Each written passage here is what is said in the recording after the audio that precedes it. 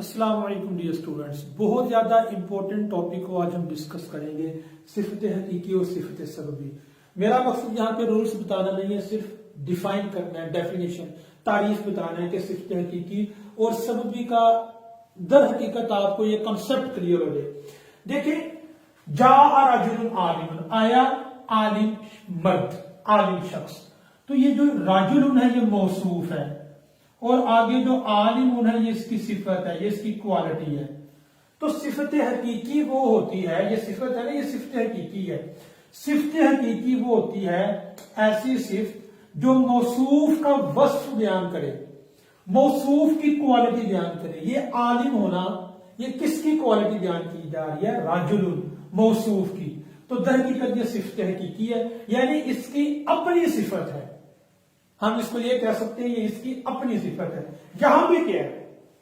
آیا رجل، ایک ایسا شخص، عالم، عالم ہے، ابوہ، جس کا باپ، یہ شخص عالم نہیں ہے، ایسا شخص کہ عالم ہے جس کا باپ۔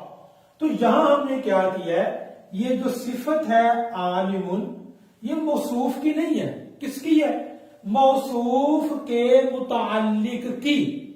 صفت سببی وہ صفت ہوتی ہے جس میں موصوف کا نہیں بلکہ موصوف کے متعلق کا وصف بیان کیا جاتا ہے۔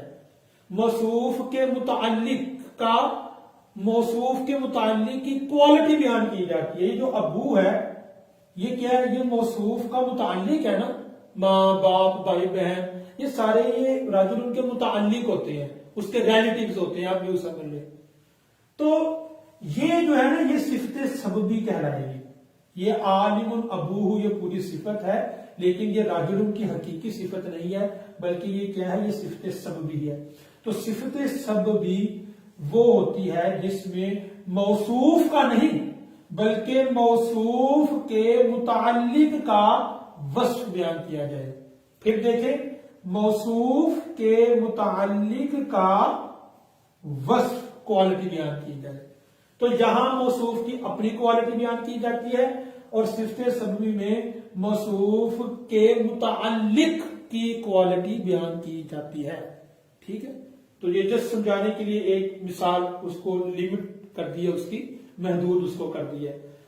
امید کرتا ہوں آپ کو یہ کلاس اچھی لگی ہوگی، اس کو شیئر کریں، دعاؤں میں یاد رکھیے گا۔ اللہ حافظ۔